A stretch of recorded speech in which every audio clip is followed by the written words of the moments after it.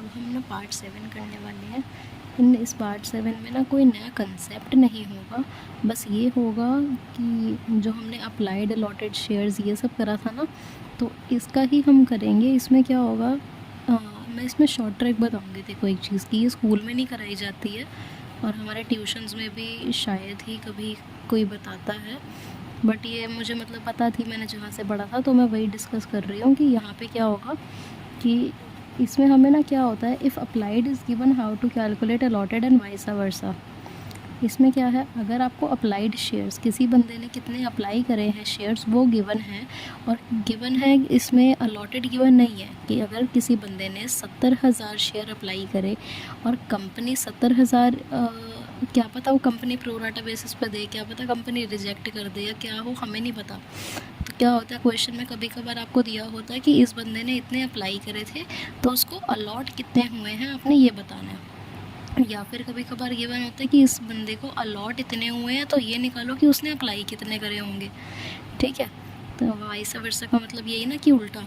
तो ये क्वेश्चंस आ सकते हैं, ये एमसीक्यूज़ में आते हैं। ठीक है, तो हम उसी के लिए थोड़ा आज डिस्कस करते हैं।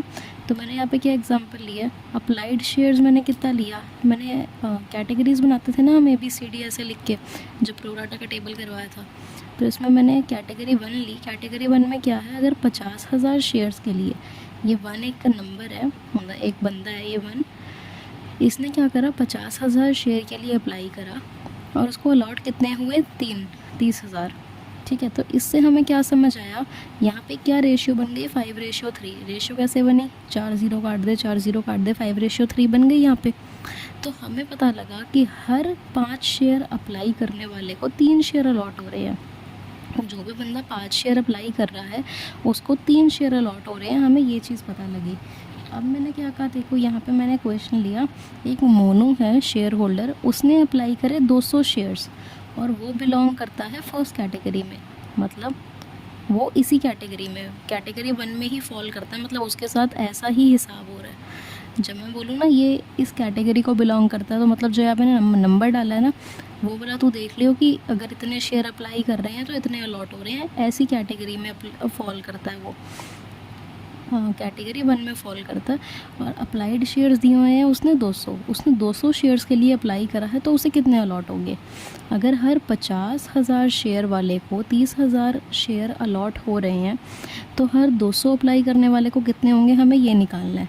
तो ये निकालने का ना बहुत एक सिंपल तरीका है, जो शॉर्ट ट्रिक करवा रही हूँ मैं। ये क्या है, अब एक चीज़ बता, मोनू कितने के लिए अप्लाई कर रहा है, 200 के लिए, तो यहाँ तो लिख दे 200, इसके नीचे ना 200 लिख दे। ये शॉर्ट ट्रिक है, ये दिखानी नहीं होती करके, ठीक है। अब ये अप्लाइड कितने करे थे मोनू ने, 200, तो अप्लाइड के नीचे मैंने 200 लिख दिया। और अलॉट उसको कितने हुए हमने यही निकालना है ना, हाउ मेनी अलॉटेड, कितने अलॉट हुए हैं यही हमने निकालना है, तो मैंने इसे x ले लिया। अब क्या करना है, हमने क्रॉस मल्टीप्लाई करना है। हमने क्या करना है, ये मैंने शायद देखो पहले भी एक बार बताया होगा प्रोराटा में ना, मेरे ख्याल से, अगर नहीं बताया तो फिर भी यही है। तो हमने इसे क्रॉस मल्टीप्लाई करना है। क्रॉस मल्टीप्लाई करके क्या होएगा, 50,000 इंटू में x इक्वल्स टू 30,000 इंटू में 200।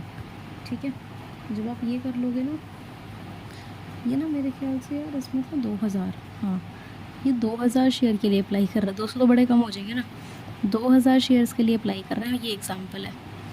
अब यही सेम था, मैंने बस क्या करा, क्रॉस मल्टीप्लाई करना है।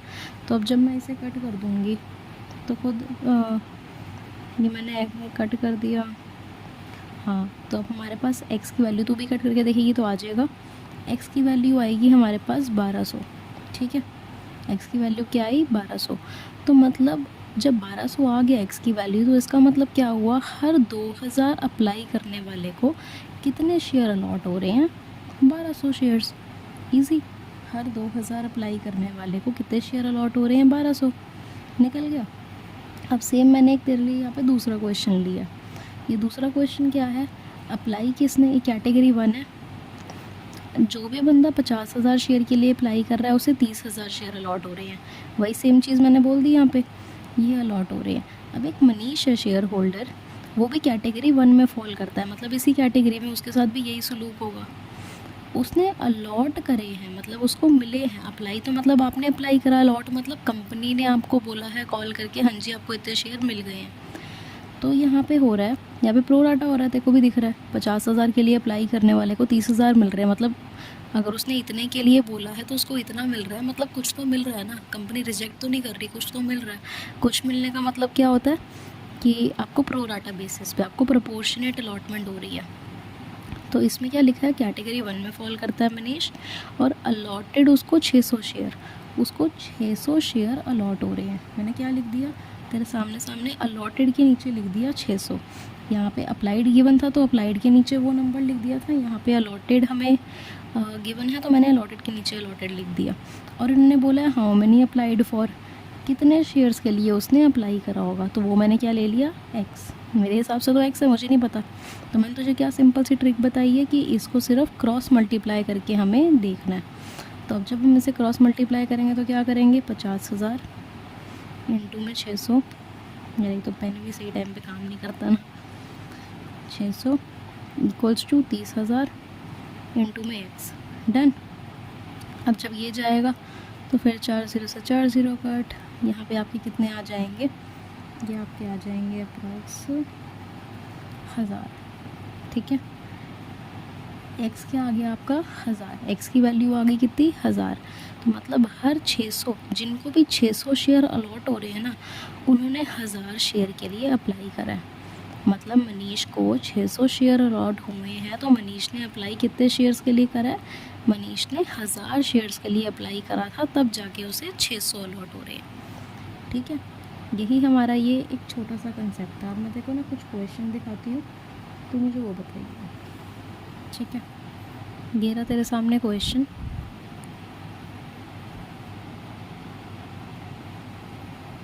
यार मुझे नहीं पता ये दिख रहा है नहीं दिख रहा, हाँ आप देखियो, मेरे ख्याल से तो दिख रहा होगा। ये देख, इफ़ एप्लीकेंट्स फॉर 80,000 शेयर्स, यहाँ पे लिखते हैं वर अलॉटेड 60,000 शेयर्स, जिसने 80,000 शेयर्स के लिए, एप्लीकेंट्स मतलब 80,000 शेयर्स के लिए जो अप्लाई कर रहे हैं उन्हें अलॉट कितने हो रहे हैं 60,000। यहाँ पे लिखते हैं अप्लाइड, यहाँ लिखते हैं अलॉटेड, ठीक है। 80,000 शेयर्स जो अप्लाई कर रहे हैं उन्हें कितने अलॉट हो रहे हैं 60,000 shares on pro data basis. ये तो हमें पता लग ही गया ना, अगर इतना मांगा था और इतना मिल रहा है तो मतलब प्रो डाटा हो रहा है। इसका मतलब अब आगे हम पढ़ते हैं, the share holder who was allotted 1200 share must have applied for, मतलब एक शेयर होल्डर है, नाम नहीं बताया, हमें नाम का कुछ करना भी नहीं है। शेयर होल्डर है, अगर उसने अलॉट करे हैं, उसको अलॉट हुए मतलब मिले हैं कितने 1200 शेयर, तो उसने मस्ट हैव अप्लाइड फॉर, उसने कितने शेयर्स के लिए अप्लाई करा होगा, हाउ मैनी शेयर्स। तो बस क्या बताया, इसे सिर्फ हमने क्या करना है, क्रॉस मल्टीप्लाई कर लेना। 80,000 इंटू में 1200 इक्वल्स टू 60,000 इंटू में एक्स, डन। इसे आप जब कटिंग करोगे आई थिंक एक्स की वैल्यू आएगी हमारी 1600 शेयर्स, ठीक है। एक्स की वैल्यू क्या आई 1600 शेयर्स, तो ये हमारा सी ऑप्शन करेक्ट हो जाएगा, ठीक है। अब मैं और क्वेश्चन ऐसे ही देखती हूँ, वो क्वेश्चंस करेंगे। ये क्वेश्चंस ना सही होते हैं, मतलब काफ़ी अच्छे होते हैं। अब देख ये क्वेश्चन है, इस क्वेश्चन में क्या है, a company invited applications for 1 lakh shares, company ने कितनी एप्लीकेशंस बुलाई हैं 1 lakh, and it received applications for 1.5 lakh. ये क्या हो गया, ओवर सब्सक्रिप्शन हो गया ना, ओवर सब्सक्राइब का केस आ गया कि जिन बंदे ने जिसने 1 लाख शेयर्स के लिए, मतलब कंपनी क्या कर रही है 1 लाख शेयर्स कह रही है, 1 लाख शेयर्स के लिए आप अप्लाई कर लो, बट कंपनी को एप्लीकेशंस कितनी रिसीव हो गई 1.5 लाख की। अब इन्होंने आगे बोला एप्लीकेशन फॉर 30,000 वर रिजेक्टेड, मतलब 30,000 कितनी आ गई थी कंपनी को, टोटल 1,50,000 आ गई थी, इतनी आ गई थी ना, उसमें से इन्होंने क्या करा 30,000 को तो रिजेक्ट कर दिया, मतलब इन्हें कुछ भी नहीं दिया हुआ, ठीक है, इनको कुछ भी नहीं दिया।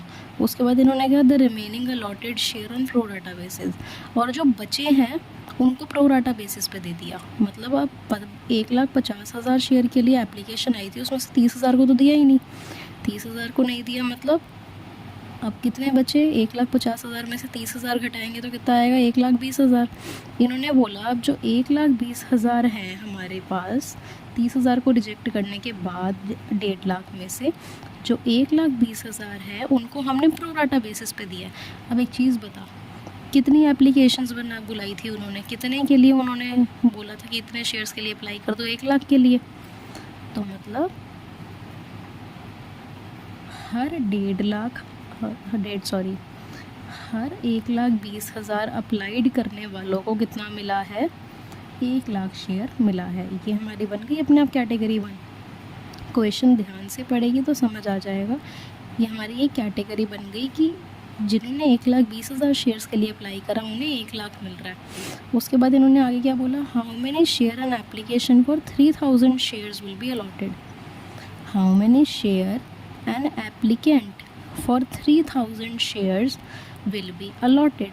मतलब ऐसी कितनी एप्लीकेशन, मतलब कितने शेयर्स होंगे जो मतलब जिन्होंने 3,000 के लिए अप्लाई करा होगा उन्हें कितने अलॉट होंगे। जिस भी बंदे ने, जिस भी शेयर होल्डर ने 3,000 शेयर्स के लिए अप्लाई करा होगा उसे अलॉट कितना होगा, हमें ये निकालना है। तो अप्लाई कितने के लिए करा होगा, अप्लाई दिया हुआ है ना हमें, जिन्होंने 3,000 के लिए अप्लाई करा होगा उन्हें कितना अलॉट होगा। तो अलॉटमेंट में हमने x ले लिया, फिर हमने इसको क्या करना है, क्रॉस मल्टीप्लाई करना है बस। तो कितना आ गया, 1,20,000 इंटू में x equals to 1 lakh into में 3,000। आपकी x की वैल्यू आ जाएगी 2,500। ठीक है, x की वैल्यू कितनी आ जाएगी, 2,500। तो कितने मिलेंगे 3,000 अप्लाई करने वालों को, 2,500 शेयर्स अलॉट हो जाएंगे। हमारा निकल गया ना। बस ये वाला क्वेश्चन भी हमारा हो गया। और यहाँ पे देख ले 2,500 शेयर्स यहाँ पे थे, तो ये ए ऑप्शन करेक्ट हो गया। ठीक है ना। अब मैं आगे क्वेश्चन देखते हुए, हाँ एक अब क्वेश्चन है, हम वो लास्ट क्वेश्चन करेंगे बट वो बहुत ही अच्छा क्वेश्चन और बड़ा क्वेश्चन है, तो अच्छे से समझना है वो। ठीक है, देख अब हमारा ये थर्ड क्वेश्चन है।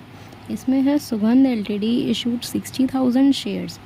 कितने इशू करे उसने, 60,000 ऑफ ₹10 ईच, 10 का, एट अ प्रीमियम ऑफ ₹2। 2 रुपये का प्रीमियम था। तो मतलब इन रियलिटी कितने में इशू करे होंगे, 12 में करे होंगे, और 10 + 2 ऐसे लिख देंगे। ठीक है ना। उसके बाद इन्होंने क्या बोला, share payable as ₹3 on application. Application पे 3 दिए, अलॉटमेंट पे 5 दिए हैं इंक्लूडिंग प्रीमियम। मतलब उस 5 रुपये में जो अलॉटमेंट का है उसमें प्रीमियम का पैसा भी इंक्लूड है। तो प्रीमियम कितने का था, 2 का। तो अलॉटमेंट की रियल वैल्यू तो 3 होगी ना, तो 3 + 2 लिख दिया। And the balance on first call, first call पे बैलेंस। अब जी बैलेंस कितना बचा मेरे को बता। 12 में हमने 12 और यहाँ बार की मिलानी, बैलेंस निकालना है। अब तो खुद ही देख, 12 यहाँ पे 4 आएगा। ठीक है, ये आपका बैलेंस हो जाएगा। बैलेंस अब 4 जब आ गया हमारा यहाँ पे, अब देखो आगे बढ़ते हैं। Applications were received for 92,000। अब तो एक चीज़ मेरे को बता, जब मैंने तेरे को प्रोराटा वाला एक जो पार्ट करवाया था उसमें मैंने तुझे क्या सिखाया था कि जब भी हमें पता लगे बड़े क्वेश्चंस में ओवर सब्सक्रिप्शन का केस है। अब तू कहेगी मीत पिछले वाले क्वेश्चन में अभी जो तूने जस्ट कराया उसमें तो तूने कोई प्रोराटा का टेबल बनाया नहीं, क्योंकि उसमें मैंने क्वेश्चन पढ़ा और क्वेश्चन में सिर्फ क्या निकालना था, अलॉटेड और अप्लाइड शेयर्स निकालने थे। उसमें हमें कोई टेबल नहीं पूछा था। बट इसमें क्वेश्चन ये वाला है, बड़े वाला क्वेश्चन, इसको तूने पढ़ के देखना है और जैसे ही तेरे को पता लगेगा ओवर सब्सक्रिप्शन का केस है, तूने क्या बना देना है, तेरा टेबल। तो मैंने यहाँ पे ऑलरेडी टेबल बनाया हुआ है। ठीक है, अब यहाँ पे देख आगे क्या लिखा है। एप्लीकेंट्स फॉर 40,000 इन्होंने लिख दिया है कि ऐसे ऐसे उनको बांटा गया। तो मैं भी यहाँ पे तेरे सामने लिख देती हूँ। पहला क्या है, पहली कैटेगरी क्या बोलती है, 40,000 शेयर्स एप्लीकेंट्स, मतलब 40,000 शेयर अप्लाई करने वालों को 30,000 शेयर अलॉट हुए हैं। तो 40,000 अप्लाई करने वालों को 30,000 अलॉट हुए हैं। और दूसरा केस क्या है, 50,000 अप्लाई करने वालों को 30,000 अलॉट हुए हैं। तो मैं वो भी लिख देती हूँ, 50,000 अप्लाई करने वालों को 30,000 अलॉट हुए हैं। डन। और क्या है थर्ड, 2,000 को नील। जो थर्ड कैटेगरी है उसमें बोला है जिन्होंने 2,000 शेयर्स के लिए अप्लाई करा है उन्हें कुछ भी नहीं दिया। तो पहले टोटल लिख दें हम इन दोनों का, इनका टोटल तो हमें ऑलरेडी पता ही होता है। अप्लाइड, टोटल अप्लाइड कितनों ने कर दिया, 92,000 ने, और ये बन भी टोटल 92,000 रहा है। और कितने ही इशू कर सकती थी कंपनी, सिर्फ 60,000 की कंपनी ने इशू ही 60,000 करे थे ना, तो अलॉट भी कंपनी कितने कर सकती थी, 60,000। अब हम आगे ना क्वेश्चन में करते हैं, तो पहले हम टेबल कंप्लीट कर लेते हैं। टेबल तो हमारा इजी है, हमें आता ही है। रिसीव में क्या आता है, अप्लाइड के अमाउंट को एप्लीकेशन से मल्टीप्लाई करके यहाँ लिख देते हैं। तो 40,000 इंटू में 3 कितना होता है, 1,20,000। 50,000 इंटू में 3 कितना होता है, 1,50,000। 2,000 इंटू में 3 कितना होता है, 6,000। डन है, इतना कंपनी को रिसीव हो गया। इसकी टोटलिंग क्या बनती है, इसकी टोटलिंग बनती है आपकी 2,76,000। उसके बाद टू बी रिसीव्ड, इसमें है कितना होना चाहिए था कायदे से, तो हम अलॉटेड से मल्टीप्लाई करते हैं। 30,000 को मल्टीप्लाई करा 3 से, कितना आया, 90,000। उसके बाद 30,000 को 3 से करा दोबारा, तो 90,000। और फिर नील, ज़ीरो को इससे मल्टीप्लाई करोगे तो ज़ीरो, या फिर नील ही तो आता है ना, माइनस ना समझियो, नील है, ठीक है। तो यहाँ पे अब टोटल कितना रिसीव होना चाहिए था कायदे से, 1,80,000, ठीक है। अब क्या है, बैंक। अब यहाँ बैंक और अलॉटमेंट में कैसे आता है, इसमें से माइनस करके 1,20,000 में से 90,000 माइनस करोगे तो कितना आएगा, 30,000, ठीक है। कितना आएगा, 30,000 आएगा। अब 30,000 को तू बैंक में लिखेगी या अलॉटमेंट में, मैंने तुझे क्या बताया था, जब भी अब तेरे क्वेश्चन में अनटिल एंड अनलेस गिवन ना हो कि आपने उसको रिफ़ंड करना है, तो आप हमेशा आगे की फर्दर कॉल में ही एडजस्ट करोगे। तो मतलब यहाँ पे अलॉटमेंट में ही हम क्या करेंगे, एडजस्ट करेंगे इसको। बैंक में कुछ रिफ़ंड नहीं करेंगे, अलॉटमेंट में ही एडजस्ट करेंगे बचे पैसे को। कितना था यहाँ पे, 30,000। अब यहाँ पे सब्सिक्वेंटली क्या है, 1,50,000 रिसीव हो गए, होने चाहिए थे 90,000, तो कितने मतलब एक्सेस हो गए, कितने फालतू रिसीव हो गए माइनस करके, 60,000। तो 60,000 को भी हम रिफ़ंड नहीं कर सकते क्योंकि क्वेश्चन में बोला नहीं है, तो हम अलॉटमेंट में एडजस्ट कर देंगे, ठीक है। अब जब ये हो गया, उसके बाद हम क्या देखते हैं, यहाँ पे 6,000 होने चाहिए थे रिसीव, मतलब 6,000 रिसीव हो गए, होने चाहिए थे ज़ीरो। अब जब जहाँ पे नील का केस आ जाता है तो उनको मैंने क्या बताया था, उनको हम हमेशा क्या कर देते हैं, रिफ़ंड। तो 6,000 रिफ़ंड कर दिए। बैंक में कितना आ गया, 6,000, और यहाँ पे कितना आ गया, 90,000। डन है। ये तो हमारी क्या बन गई, नॉर्मल टेबल बन गई। और अभी तक हमने आगे उसके क्वेश्चन पढ़ा भी नहीं था, यही पढ़ा है बस हमने। फिर हम आगे अब यहाँ पढ़ते हैं, देख अब क्वेश्चन पढ़ते हैं। Mohan who had applied for 800 shares in category 1। अब मैं यहाँ पे ना एक बार लिखती जाती हूँ तेरे लिए। यहाँ पे कौन है, यहाँ पे मोहन, M ऐसे लिख रही हूँ मैं यहाँ पे, ठीक है। कैटेगरी 1 में था ना, तो मैंने ऐसे 1 लिख दिया। और इनको भी टेबल के नीचे ही लिखना, तो उन्हें जैसे मैं लिख रही हूँ ना वैसे ही लिखेगी। Mohan who had applied for 800 shares, apply कितने करे थे, 800 शेयर्स कैटेगरी 1 में, चलो हमने लिख दिया जितना बताया। And Sohan who was allotted 600 shares in category 2। दूसरी कैटेगरी में कौन सा बंदा था, सोहन, जिसको अलॉट हो गए 600 शेयर्स, ठीक है जी, अलॉट हो गए। Fail to pay the allotment money, इन्होंने अलॉटमेंट मनी नहीं दी है, चलो ठीक है कोई नहीं। Calculate the amount received on allotment, अब अमाउंट बताओ अलॉटमेंट पे कितना रिसीव होया होगा, और pass the journal entries till allotment, सिर्फ एप्लीकेशन और अलॉटमेंट की ही जर्नल एंट्री पास करनी है और किसी की नहीं करनी। तो जब हमने हर्लिन ये चीज़ देख ली ना, जब ये केस आ गया हमारे पास कि हाँ हमारे पास ये क्वेश्चन पता मैंने बहुत टफ लिया, अगर तू ये 2-3 बार देख लेगी ना तो तुझे किसी क्वेश्चन में दिक्कत नहीं आएगी, क्योंकि अब हमने फर्दर क्वेश्चंस ही करने हैं, जो 2-3 क्लासेस और होंगी ना उसमें क्वेश्चंस ही करेंगे, कंसेप्ट नहीं है कुछ, ठीक है। तो अब यहाँ पे जब मैंने देख लिया ये, तो सबसे पहले मेरे दिमाग में क्या आएगा, मैं अप्लाइड अलॉटेड वाला हिसाब निकाल लेती हूँ। तो पहले मैं ना मोहन क्या करती हूँ, ठीक है। अब मैं यहाँ से हटा रही, थोड़ी लाइट डिम होती रहेगी ना वरना, हाँ देख अब मैंने क्या करा, यहाँ पे क्या निकाल रही हूँ मैं, मोहन के शेयर्स। अब मोहन के शेयर्स का मुझे कैसे पता लगेगा, तो ये देख अब मोहन ने कितने के लिए अप्लाई करा वो देखते हैं। मोहन कौन सी कैटेगरी से था? फर्स्ट कैटेगरी से। अब फर्स्ट कैटेगरी में क्या हो रहा था, जिन्होंने 40,000 अप्लाई करे उन्हें 30,000 मिल रहे थे। जिन्होंने 40,000 अप्लाई करे उन्हें, ये रफ में करेगी तू, यहाँ पे नहीं करेगी, उन्हें 30,000 मिल रहे थे।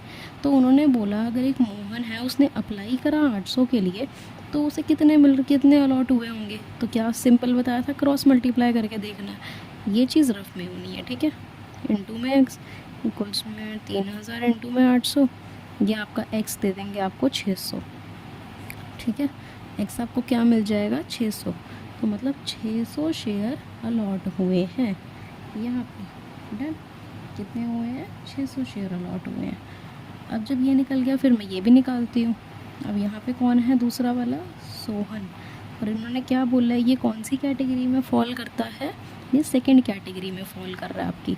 अब सेकंड कैटेगरी में क्या अमाउंट था ये, तो हमने अमाउंट्स याद करके लिखने हैं अलग अलग जगह, ठीक है। 50,000 शेयर जिन्होंने अप्लाई करे उन्हें कितने अलॉट हुए? 30,000। अब इन्होंने बोला सोहन ने कितने के लिए अप्लाई करा होगा जो उसे अलॉट हो गए? 600। कितने के लिए अप्लाई करा होगा? जैसे 600 अलॉट हो गए तो क्रॉस मल्टीप्लाई। अब 50,000 इंटू में 600 इक्वल्स टू 30,000 इंटू में एक्स। तो आपकी एक्स क्या आ गया आपका? यहाँ पे आएगा 1000, ठीक है। सोहन ने कितने के लिए अप्लाई करा होगा?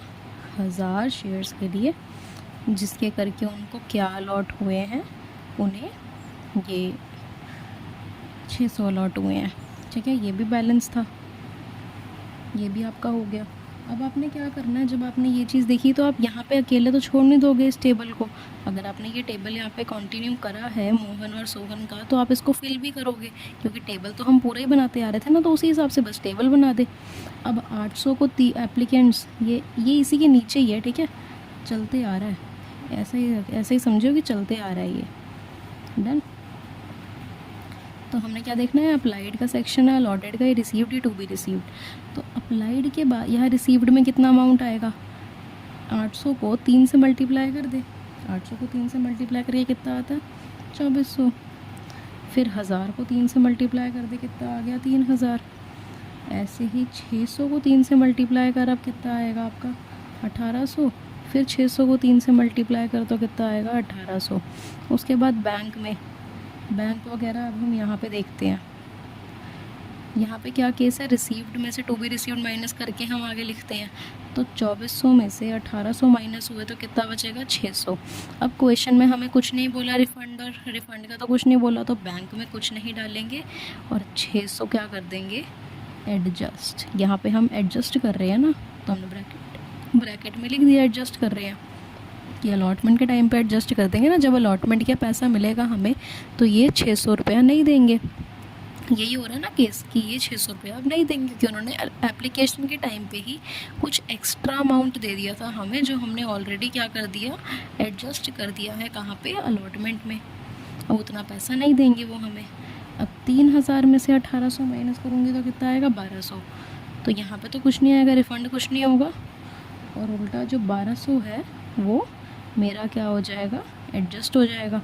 अब इनकी भी टोटलिंग कर ले, ये आ गया 1800। इनको अलॉट कितने हुए हैं ये आगे ना काम आएगा, ठीक है। ये इनको अलॉट कितने हुए हैं, तो 1200। फिर इसका टोटल आएगा तेरा 5400, इसका तेरा आएगा 3600, इसका तो है ही नील, सॉरी यहाँ पे कट नहीं करना था, ठीक है। इसका यहाँ पे आएगा तेरा 1800, ठीक है। ये हमारे अमाउंट हो गया। ये यहाँ तक का तो तूने, यहाँ तक का जो मैंने बनाया ना, ये तो तूने दिखाना है वहाँ बना के, ठीक है। ये तू अगर ये तो नहीं दिखाना, ये दिखाना है तो दिखा दियो, अच्छा ही लगता है क्वेश्चन में प्रेजेंट करते हुए ना। अब हमसे क्या इन्होंने मांगी थी, याद कर, एंट्री मांगी थी। किस चीज़ की एंट्री मांगी थी? एप्लीकेशन और अलॉटमेंट की। तो मैं तेरे सामने एंट्री कर रही हूँ, एंट्री बता। एंट्री क्या होती है? पहले एप्लीकेशन की करते हैं इजी, क्योंकि पहले एप्लीकेशन की होती है। Bank account debit to share application account, फिर ये तो एक एंट्री, दूसरी एंट्री क्या होती है एप्लीकेशन की? Share application account debit to share capital account to bank. अब तो कहेगी मीत टू बैंक कहाँ से ला रही है? तो जब भी प्रोराटा का केस होता है तो ये बैंक वाला सेक्शन और अलॉटमेंट वाला सेक्शन आता था ना एंट्री में, टू बैंक और to share allotment account. Done. तो इसमें अमाउंट कैसे कैसे आएगा? बैंक में कितना आ रहा है यहाँ देखो, पहले बैंक में कितना अमाउंट आ रहा है आपका 276। रिसीव कितना हो रहा है? 276 हो रहा है ना, 276,000 276,000। और क्या बताया था, यहाँ पे अमाउंट कैसे डालते हैं? 276 के बाद की सारी रियल यहाँ पे लगा देनी है। तो 276,000, फिर 1,80,000 है, फिर 6,000 है, फिर 90,000 है। ठीक है, अब ये हो गई एप्लीकेशन की। अब हमारी आती है अलॉटमेंट की जो मेन एंट्री होएगी। अब क्या है यहाँ पे देख, दूसरी अलॉटमेंट की पहली एंट्री तो क्या होती थी? Normal share allotment account debit to share capital account. But एक चीज़ ध्यान दे, इसमें अलॉटमेंट में क्या है? प्रीमियम है। इसमें अलॉटमेंट में क्या है? प्रीमियम है। तो प्रीमियम में क्या करते हैं? ड्यू की एंट्री में SPR को क्रेडिट कर देते हैं। डन। अब दूसरी एंट्री क्या होती थी इसकी? Bank account debit to share allotment account. ठीक है, और एक चीज़ अब हरलीन याद कर, क्वेश्चन में जो मैंने तेरे को बताई थी, जो क्वेश्चन में क्या लिखा हुआ था कि failed to pay the allotment money. ये मोहन और सोहन जो हैं, ये अलॉटमेंट मनी इन्होंने नहीं दी। मतलब यहाँ पे देखिए, मोहन और सोहन इन्होंने, हमें अलॉटेड शेयर से मतलब होता है ना, हमने अप्लाइड तो वैसे ही निकाल के दिखाए हैं इनको ताकि हम टेबल बना सकें, बट हमें मतलब किससे होता है? हर जगह अलॉटेड शेयर से। अप्लाइड से हमारा कोई लेना देना नहीं होता, हमें अलॉटेड शेयर से मतलब होता है। तो इनके पास कितने शेयर्स हैं? मोहन के पास कितने अलॉटेड हैं? 600। सोहन के पास कितने अलॉटेड हैं? इसके पास भी कितने अलॉटेड है? 600। इन्होंने क्या कहा? Failed to pay the allotment money. मतलब इन्होंने एप्लीकेशन दे दी थी बट इसने भी अलॉटमेंट नहीं दी और इसने भी अलॉटमेंट नहीं दी है। तो ये मैंने देखो मार्क करवाना था इस क्वेश्चन में। अब ये हुआ। अब उसके बाद यहाँ पे ना अमाउंट भरना, यहाँ पे अमाउंट भरना इजी है, बस यहाँ पे जब अमाउंट भरेंगे तो कैलकुलेशन आएगी। अब तो यहाँ पे एक बार खुद अमाउंट भर के देख कितना अमाउंट आएगा।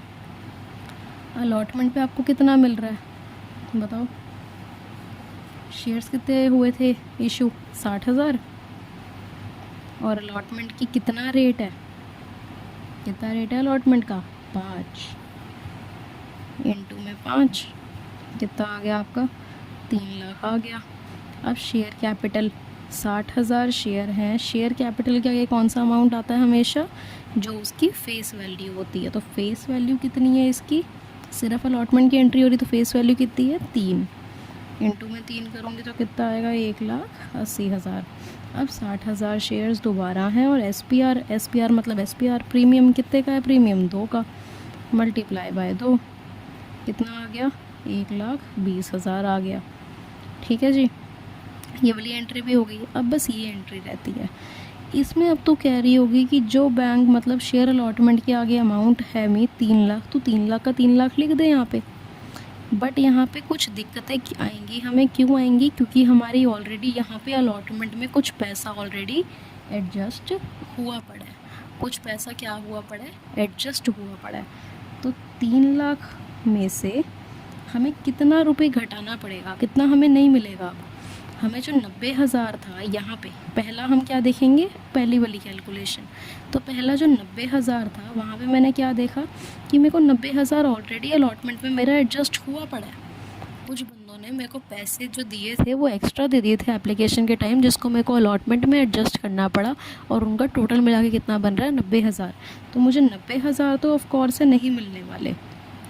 उसके बाद एक क्वेश्चन में जो पॉइंट आया था मोहन और सोहन का कि इन्होंने भी अलॉटमेंट का पैसा नहीं दिया है, तो इनका अलॉटमेंट का पैसा कैसे निकलता है अब मैं तेरे को वो समझा रही हूँ। यहाँ पे मैं हल्का सा बस ये बना रही हूँ यहाँ पे, ठीक है। यहाँ पे कैसे निकलता है मैं वो सिखा रही हूँ। इसमें क्या होगा, पहले आपने क्या लेने हैं, इनको टोटल अलॉटेड शेयर कितने उनके अलॉट हुए थे पहले वो, ये रफ वर्क है, ये थोड़ा इम्पॉर्टेंट है। तो ये क्वेश्चन तुम मेरे ख्याल से तो 3 बार करियो ही करियो। तो इनको कितने शेयर्स अलॉट हुए थे, 1200। तो हमने क्या लिखना है पहले, 1200 इंटू में अलॉटमेंट। अलॉटमेंट कितने रुपए की थी, 5 रुपये की थी टोटल अलॉटमेंट, इंटू में 5, उसके हिसाब से कितना आया ये 6000, ठीक है।